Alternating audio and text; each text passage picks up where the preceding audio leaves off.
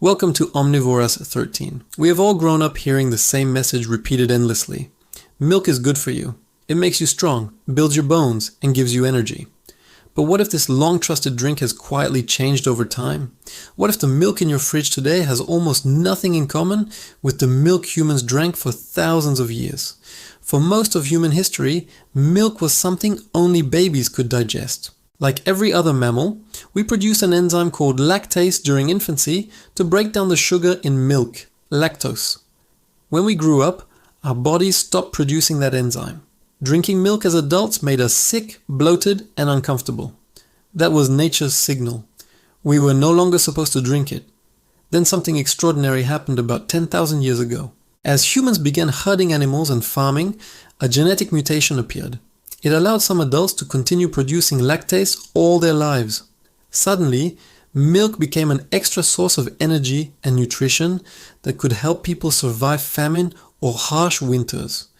Those with the mutation had an advantage, and over generations the genes spread through parts of Europe, the Middle East, and Africa. But that mutation was never global. Even today, large parts of Asia, Africa, and South America remain mostly lactose intolerant. Their bodies still treat milk as something foreign. That is not weakness, it is how nature originally designed us.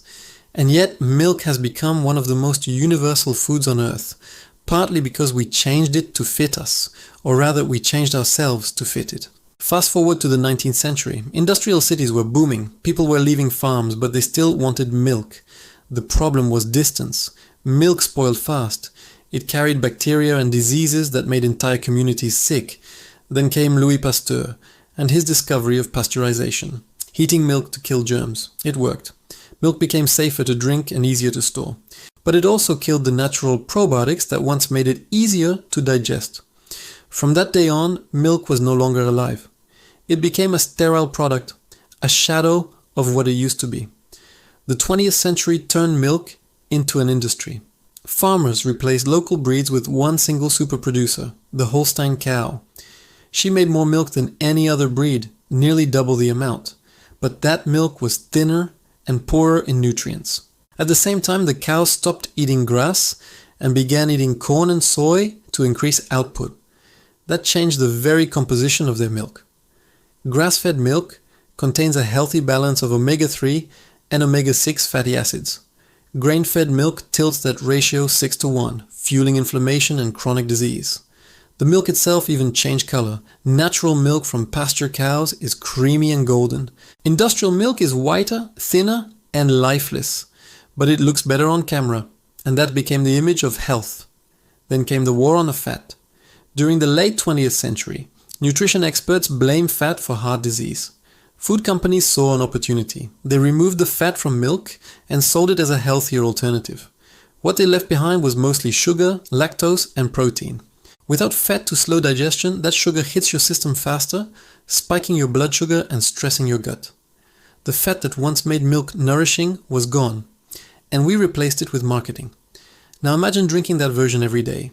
Pasteurized, homogenized, low-fat milk from grain-fed cows. You are not drinking what your grandparents drank. You are drinking a processed product that your body struggles to recognize.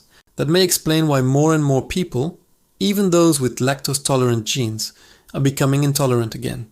It is not evolution reversing itself. It is modern milk changing too much, too fast. The story does not stop there. In 1901, a new technology changed milk forever. By heating and drying it, manufacturers turned it into a powder. It was practical, cheap, easy to store, and soon found its way into nearly every processed food. Bread, chocolate, sauces, soups, even baby formula. Powdered milk is more than half lactose, pure milk sugar, and millions of people consume it daily without realizing it. Meanwhile, the good bacteria that once lived in natural milk are gone. Pasteurization and industrial processing remove them all. Yet those bacteria, Lactobacillus, Bifidobacterium, are what made milk digestible in the first place. They protected our gut, balanced our digestion, and built our immunity. Without them, the same milk that once nourished us now irritates us. Fortunately, not all milk is equal. Fermented dairy, yogurt, kefir, and aged cheese keeps part of that natural balance. When milk ferments, bacteria feed on lactose, reducing its sugar content. The longer it ferments, the less lactose remains. That is why hard cheeses contain almost none, while soft cheeses or fresh yogurt still contain some. Fermentation restores life to milk. It gives back what industrial processing took away. Today, research is exploring how fermentation and probiotic-rich dairy can support gut health and reduce inflammation. Some scientists have even found that slowly reintroducing lactose in small amounts can retrain the body to produce lactase again. Our digestive system, it seems, still remembers how to adapt, if we treat it right. But this story goes beyond biology. Milk reflects the evolution of our entire food system. From small farms to massive factories, from diversity to uniformity, from nourishment to efficiency. It is a symbol of what happens when nature's design meets industrial ambition. We used to drink milk straight from animals that lived in the same land we did. Now we drink milk from cows bred halfway across the world, processed by machines, fortified with calcium, flavored, dehydrated, and reconstituted. We call it the same thing, but it is not. And still, milk is neither a villain nor a savior. It is a mirror. It shows how much we have changed, how far we have gone in our quest to feed more people faster, even if it means forgetting what real food was. If you are wondering whether to drink milk or not, there is no single answer. For some, it remains a valuable source of nutrition. For others, it causes discomfort or inflammation. The real question is not whether milk is good or bad, but what kind of milk we are drinking, dama, and what we have done to it. So next time you pour yourself a glass, look closely. Are you drinking nourishment or nostalgia? A natural food or a manufactured idea of it? If you are still here, thank you for staying curious. Make sure to follow Omnivoras13 to stay updated every day. It keeps me motivated to keep researching, digging deeper, and sharing the real stories behind what we eat and believe. Because sometimes the things that seem the most familiar hide the biggest transformations.